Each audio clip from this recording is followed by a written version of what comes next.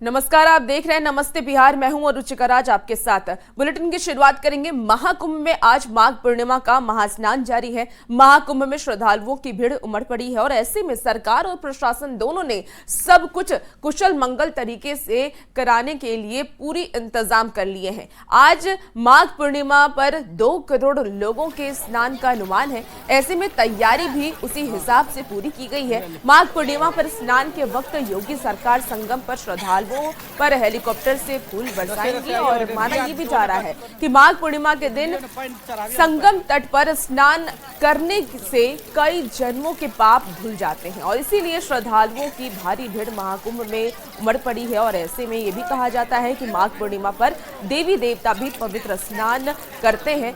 महाकुंभ के दौरान माघ पूर्णिमा के दिन दान देने का भी विशेष महत्व है और इस दौरान अन्न, वस्त्र, तिल, गुड़, घी, कंबल और अन्य सामान दान करने से अक्षय पुण्य प्राप्त होता है। इसके साथ ही खासकर जरूरतमंदों को भोजन कराना अत्यंत पुण्यदायी माना जाता है। इसीलिए आज महाकुंभ क्षेत्र में जगह जगह भंडारों के आयोजन की भी तैयारी है।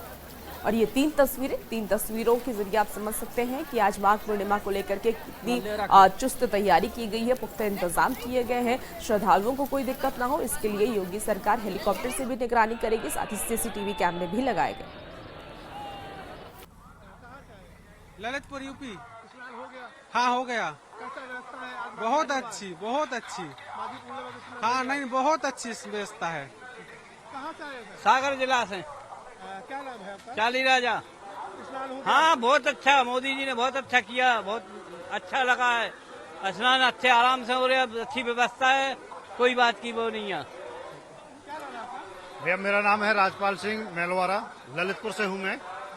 और यहाँ की व्यवस्था को देख के मैं प्रशासन को भी धन्यवाद देता हूँ और अगले और नेताजी, मुख्यमंत्री जी सभी को मैं कहता हूँ कि बहुत अच्छी व्यवस्था की है।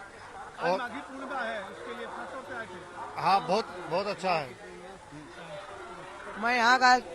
मेरा नाम कार्तिक साहू है। मैं यहाँ का लोकल हूँ। मैं यहाँ की सुविधा को देखकर, हर चीज को देखकर सबकी संभावना अच्छी है। सब कुछ ने मोदी सरकार ने अच्छी की है। ललितपुर यूपी स्नान हो गया। हाँ हो गया। कैसा व्यवस्था है आज? बहुत अच्छी माघी पूर्णिमा के स्नान हाँ नहीं बहुत अच्छी व्यवस्था है। कहाँ से आए थे? सागर जिला से क्या नाम है? और प्रयागराज में आज 2 करोड़ लोगों के स्नान का अनुमान जताया जा रहा है। महाकुंभ में माघ पूर्णिमा का ये महास्नान है और कहा जाता है कि इस दिन देवी देवता भी स्नान करते हैं। साथ ही अगर आज के दिन श्रद्धालु संगम में आस्था की डुबकी लगाते हैं तो कई जन्मों के पाप भी धुल जाते हैं, ऐसी भी मान्यता है। खासकर आज के दिनों की ये भी मान्यता है कि अगर हम दान पुण्य करते हैं तो ऐसे में हमें और भी ज्यादा बिल्कुल। और ये तस्वीरें देखिए, इस तस्वीर के माध्यम से आप समझ सकते हैं कि कितनी पुख्ता इंतजाम किए गए हैं प्रयागराज में और श्रद्धालुओं के भी उमड़ने का सिलसिला जारी है। लगातार श्रद्धालु पहुंच रहे हैं और आज के दिन 2 करोड़ से ज्यादा श्रद्धालुओं के पहुंचने का अनुमान जताया गया है। ऐसे में योगी सरकार की तरफ से भी पूरे इंतजाम कर लिए गए हैं, चाहे वो सुरक्षा व्यवस्था की बात कर ले या फिर सीसीटीवी से निगरानी की बात कर ले, हेलीकॉप्टर से निगरानी की बात कर ले, पूरे इंतजाम किए गए हैं। और लगातार योगी सरकार नजर बनाए हुए हैं कि श्रद्धालुओं को कोई दिक्कत, कोई परेशानी ना हो और इसके लिए अलग अलग तरीके से इंतजाम किए गए हैं। तस्वीरें देखिए, महाकुंभ की ये तस्वीर है जहां 2 करोड़ लोगों के स्नान का अनुमान आज के दिन जताया गया है, क्योंकि आज माघ पूर्णिमा है।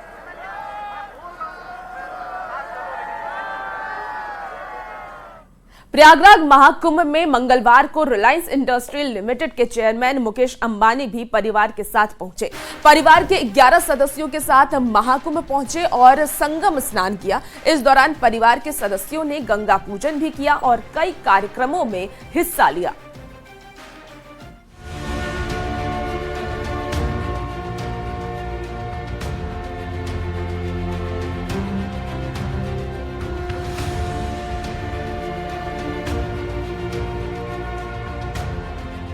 महाकुंभ में मंगलवार का दिन बेहद खास रहा। रिलायंस इंडस्ट्रीज लिमिटेड के चेयरमैन मुकेश अंबानी परिवार के सदस्यों के साथ प्रयागराज पहुंचे। त्रिवेणी संगम में अंबानी परिवार के सदस्य स्नान के लिए पहुंचे और कई कार्यक्रमों में हिस्सा लिया। रिलायंस इंडस्ट्रीज लिमिटेड के चेयरमैन मुकेश अंबानी अपनी मां कोकिलाबेन समेत परिवार के कई सदस्यों के साथ महाकुंभ पहुंचे। अंबानी परिवार ने संगम स्नान किया और गंगा पूजन भी किया।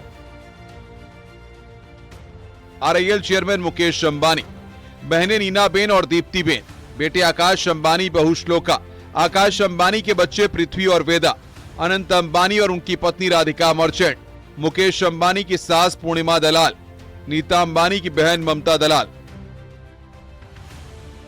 अंबानी परिवार के सदस्य अपने तय कार्यक्रम के मुताबिक दोपहर के वक्त महाकुंभ पहुंचे और फिर वहां से स्नान के लिए त्रिवेणी संगम पहुंचे।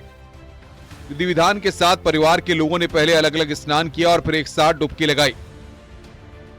स्नान के दौरान वहां मौजूद संतों ने मंत्रोच्चारण किया और मां गंगा को अंबानी परिवार की ओर से चुनरी भी चढ़ाई गई। अंबानी परिवार की ओर से लगातार महाकुंभ में सेवा कार्य किए जा रहे हैं। परिवार ने मंगलवार को संगम स्नान किया और आस्था के महापर्व में पुण्य के भागीदार बने। Bureau report, news 18। Prayagraj Mahakumbh में स्नान के बाद अंबानी परिवार ने परमार्थ निकेतन आश्रम में भोजन सेवा की। आपको बता दें कि त्रिवेणी में स्नान के बाद अंबानी परिवार महाकुंभ में बने परमार्थ निकेतन आश्रम पहुंचे। परिवार ने आश्रम में सफाई कर्मियों, वोट चलाने वाले और इसके साथ ही तीर्थ यात्रियों को मिठाई बांटी। परिवार के सदस्य तीर्थ यात्रियों को भोजन परोसते भी नजर आए।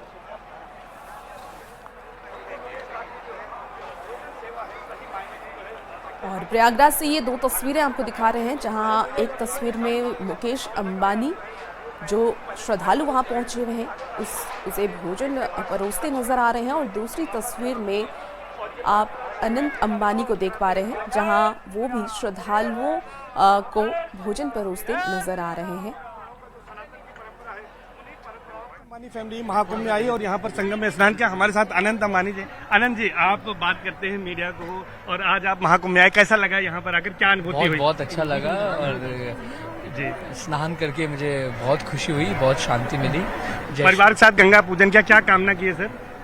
भगवान सबका भला करे। सर, भोजन सेवा भी आपने की है, यहाँ पर भोजन सेवा की है, भगवान का आशीर्वाद जी। बस माँ गंगा से क्या कामना की सर? एक बहुत अच्छा लगा मुझे यहाँ आकर और स्नान करके बहुत अच्छा लगा। बहुत बहुत धन्यवाद।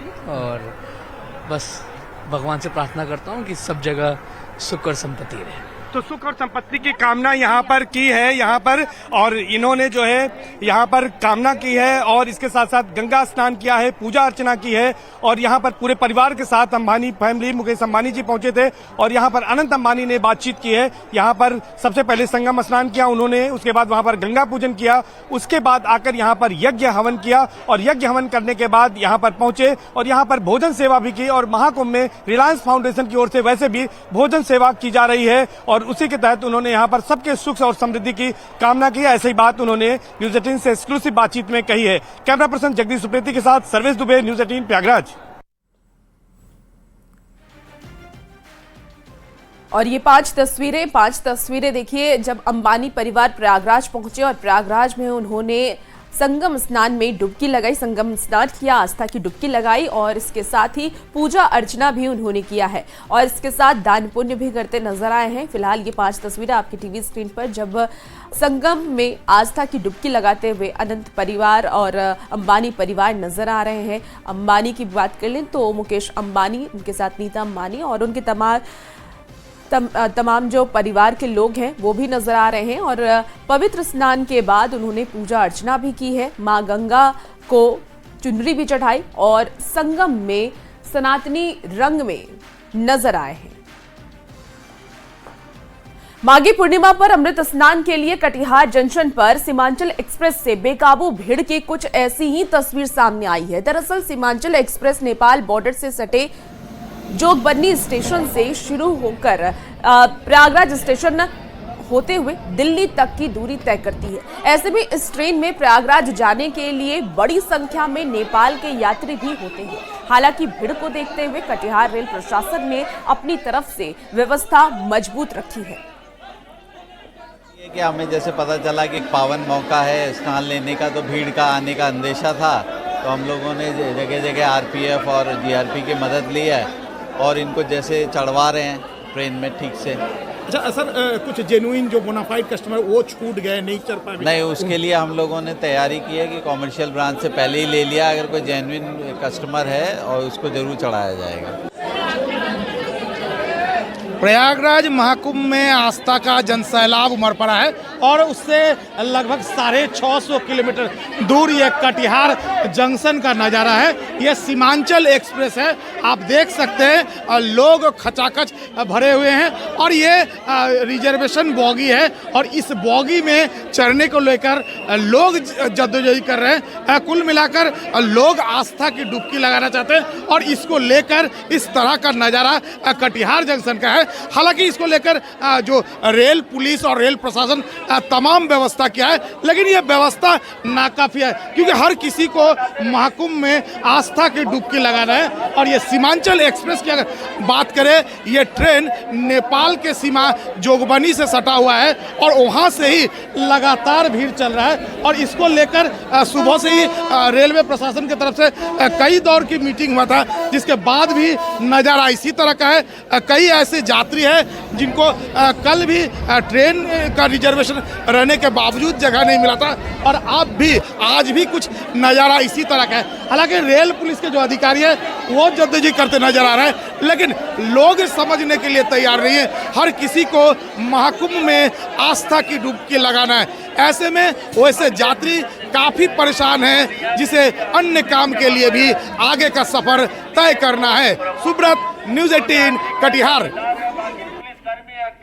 हटाते रहिए, हम उन लोगों को समझा भी रहे हैं और बेमतलब का सटे हुए जा रहे हैं।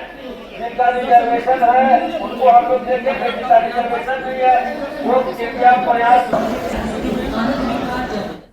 ट्रेन से प्रयागराज जाने के लिए भागलपुर, बांका, मुंगेर सहित आसपास के कई जिलों से श्रद्धालु रेलवे स्टेशन पहुंच रहे हैं। भागलपुर रेलवे स्टेशन पर प्लेटफॉर्म का नजारा आप देखिए, जहां स्टेशन का प्लेटफॉर्म नंबर 1 श्रद्धालुओं से खचाखच भरा हुआ है। रात के समय वेटिंग हॉल से लेकर के मुख्य गेट तक श्रद्धालुओं का आशियाना बना हुआ है। काफी संख्या में लोग अपने परिवार के साथ रेलवे स्टेशन के प्लेटफॉर्म पर रात बिताते नजर आए। कुंभ मेले के दौरान संगम में आस्था की डुबकी लगाने के लिए भागलपुर से काफी संख्या में श्रद्धालु ट्रेन के माध्यम से प्रयागराज जा रहे हैं। हम आपको भागलपुर रेलवे स्टेशन के प्लेटफॉर्म संख्या 1 की तस्वीर दिखा रहे हैं कि किस तरह से श्रद्धालुओं की भारी भीड़ यहाँ पर है और सभी जो श्रद्धालु हैं वो यहाँ पर विश्राम कर रहे हैं और ट्रेन के माध्यम से फिर ये प्रयागराज रवाना होंगे। श्रद्धालुओं की भीड़ खचाखच देखी जा सकती है और कुछ श्रद्धालु जो कि रात में यहाँ पर ठहरे हुए हैं और कुछ श्रद्धालु ऐसे भी हैं जो सुबह ट्रेन के माध्यम से वो प्रयागराज के लिए रवाना होंगे। कहाँ से आना हुआ है? हम भागलपुर बड़ी खंजरपुर से। कहाँ जाने के लिए? अभी हम लोग प्रयागराज जा रहे हैं। हम लोग 2 बार जाके आ चुके हैं। हाँ। अभी हम लोग मम्मी लोग को लेके जा रहे हैं परिवार के साथ। हाँ, परिवार के साथ जा रहे हैं। भीड़ कैसी है स्टेशन? भीड़ तो काफी रहता है, अभी तो कुछ नहीं है। अभी ट्रेन का जब टाइम होगा काफी भीड़ हो जाएगा और ट्रेन में इतना है कि जगह नहीं मिलता बैठने के लिए। लेकिन ये 144 साल के बाद आया है ये महाकुंभ और इसलिए ये अमृत स्नान है जो कि हर लोगों का नसीब नहीं होता। हम लोग सौभाग्यशाली हैं जो कि महाकुंभ का स्नान करने का। दिक्कत नहीं हो रही स्टेशन पे? कितना दिक्कत होगा, लेकिन ये अमृत स्नान करना सबसे जरूरी है। आस्था है। क्या नाम हुआ आपका? मेरा नाम है राजा बबलू। चलिए एक बार फिर से तस्वीर देख लीजिए कि किस तरह से काफी संख्या में लोग जो है बांका, मुंगेर सहित आसपास के जिलों से यहाँ पर काफी संख्या में श्रद्धालु पहुंचे हुए हैं और सभी जो श्रद्धालु हैं वो यहाँ पर रात्रि विश्राम कर रहे हैं और कुछ श्रद्धालु ऐसे भी हैं जो सुबह ट्रेन के माध्यम से प्रयागराज रवाना होंगे। विकास कुमार सिंह, न्यूज़ 18 भागलपुर। महाकुंभ आस्था का ऐसा केंद्र जहां जाने की इच्छा हर आम से खास आदमी कर रहा है, लेकिन सवाल ये कि क्या आपकी आस्था आपकी सुरक्षा से ज्यादा अहम है? क्योंकि बिहार में ट्रेन स्टेशनों से जो तस्वीर सामने आई है उसे देखकर ये लगता है मानो लोगों ने अपनी और दूसरे की सुरक्षा को ताक पर रखा है। हम आपको ये 6 तस्वीर दिखा रहे हैं जो पटना, दरभंगा, नवादा, सासाराम, अररिया और मधुबनी की है। तस्वीरों में देखिए कि किस तरह ट्रेन में चढ़ने के लिए मारामारी हो रही है। स्टेशन पर पैर रखने तक की जगह नहीं है। यात्री तो लापरवाह बने ही हैं, प्रशासन ने भी सबको उनकी हालत पर छोड़ दिया है।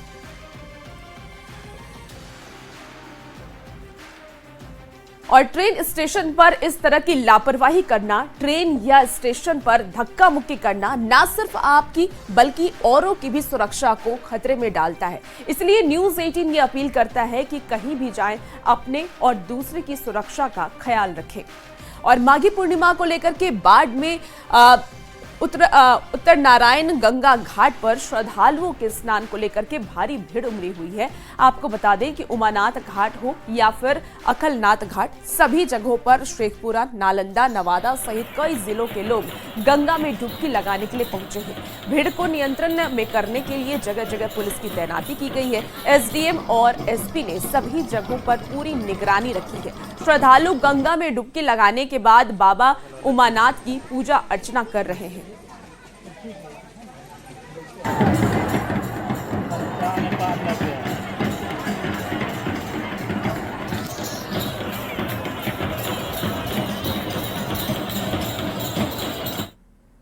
और अब रुक करेंगे राजनीतिक खबरों का। कांग्रेस के भीतर सवाल और कांग्रेस नेतृत्व क्षमता पर सवाल। पिछले 2 दिन से यही बात कांग्रेस के सांसद तारिक अनवर खुद की पार्टी को लेकर के उठा रहे हैं, जिस पर सियासत गर्म है। सत्ता पक्ष के नेता जहां बिहार चुनाव से पहले महागठबंधन में टूट की भविष्यवाणी कर रहे हैं, तो कांग्रेस के सहयोगी आरजेडी के नेता ये कह रहे हैं कि गठबंधन जरूरी है, वरना अलग चुनाव लड़ने पर नुकसान सभी साथियों को उठाना पड़ेगा, जैसे दिल्ली, हरियाणा और अन्य राज्यों में हुआ। ऐसे में सवाल ये कि राहुल गांधी अपने दम पर कांग्रेस को क्यों नहीं मजबूत करें।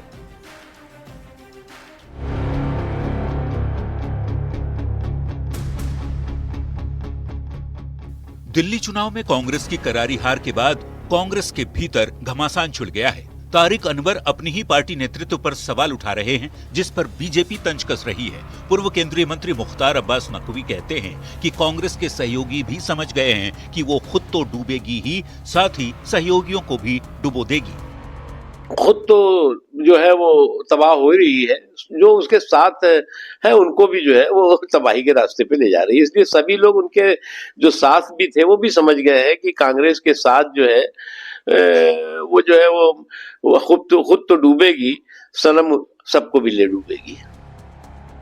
कांग्रेस के भीतर सवाल क्यों उठ रहे हैं, तो इसे भी समझिए।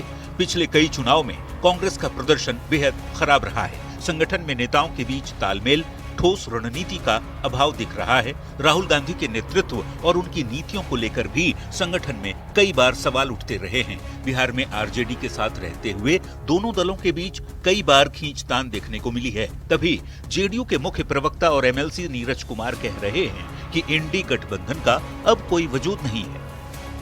इंडी गठबंधन का कोई औचित्य नहीं है। ये अपने अपने स्वहित के लिए राजनीति करते हैं। अब तो ममता दीदी ने अगर यह कहा है तो कांग्रेस पार्टी सेकुलर है कि नहीं, सीपीआई सीपीएम वाले सेकुलर है कि नहीं, या ममता दीदी के सामने आप दंडवत हो गए? यह तो इंडी गठबंधन के घटक दल को विचार करना होगा। इसलिए ये लोग मुंडे मुंडे मते भिन्ना है। कांग्रेस के भीतर नेतृत्व पर सवाल और गठबंधन पर स्थिति साफ करने की बात क्यों उठ रही है, तो ये भी जानिए। दरअसल दिल्ली चुनाव में लगातार तीसरी बार कांग्रेस 0 पर सिमट गई। बिहार में इसी साल विधानसभा के चुनाव होने हैं। बिहार में विपक्ष में आरजेडी कांग्रेस की 2 बड़ी पार्टियां हैं। दोनों दलों के बीच कोई विशेष साझा कार्यक्रम नहीं दिखता। पीएम मोदी कांग्रेस की नीति पर प्रहार कर चुके हैं। बिहार में कांग्रेस की नजर आरजेडी के वोट बैंक पर है, ऐसा प्रधानमंत्री कह चुके हैं। जाहिर है इन्हीं वजहों के चलते कांग्रेस सत्ताधारी एनडीए के निशाने पर है, तो पार्टी के भीतर भी नेता अपने नेतृत्व को लेकर सवाल उठाने शुरू कर दिए हैं। ऐसे में सवाल ये भी कि राहुल गांधी अपने दम पर कांग्रेस को क्यों न मजबूत करें। न्यूज़ 18 के लिए दिल्ली से अमितेश सिंह और पटना से शैलेंद्र कुमार की रिपोर्ट।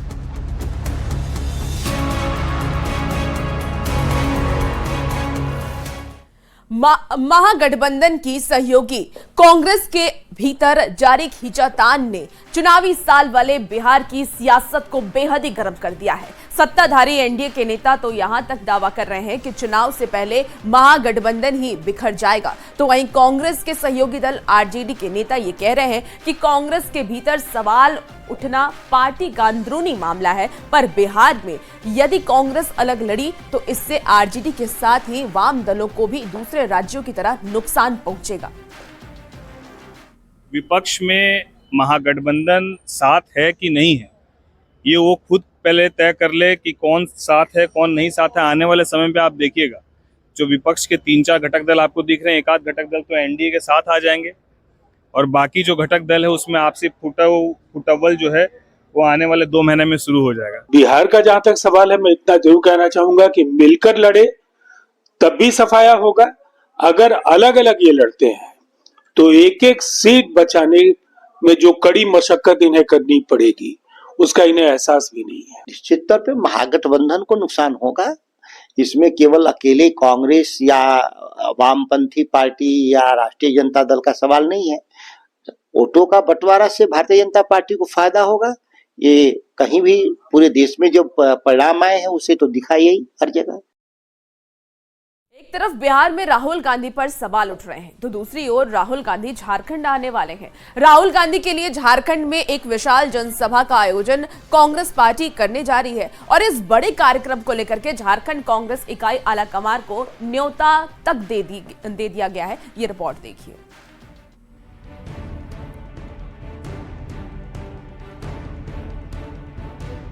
देश भर में कमजोर हो रही कांग्रेस पार्टी की जड़ों को मजबूत करने के लिए राहुल गांधी मिशन मोड में है। पार्टी के राष्ट्रीय अध्यक्ष रह चुके राहुल गांधी भारत जोड़ो यात्रा और संविधान बचाओ यात्रा के बाद अलग अलग राज्यों में जनसभा कर रहे हैं। पिछले महीने तकरीबन 1.5 साल के बाद राहुल गांधी ने 18 जनवरी को पटना के सदाकत आश्रम में कांग्रेस कार्यालय में कदम रखा।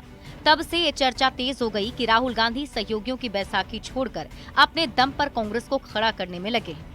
झारखंड की सत्ता में साझेदार कांग्रेस यहां बिरसा मुंडा की धरती पर भी बड़ी प्लानिंग कर रही है।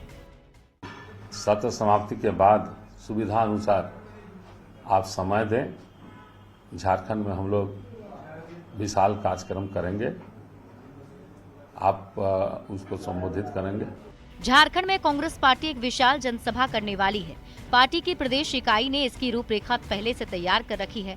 बड़े पैमाने पर प्लानिंग की जा रही है। पिछले दिनों प्रधानमंत्री नरेंद्र मोदी ने दिल्ली चुनाव में जीत के बाद कांग्रेस को सहयोगियों को आगाह किया था।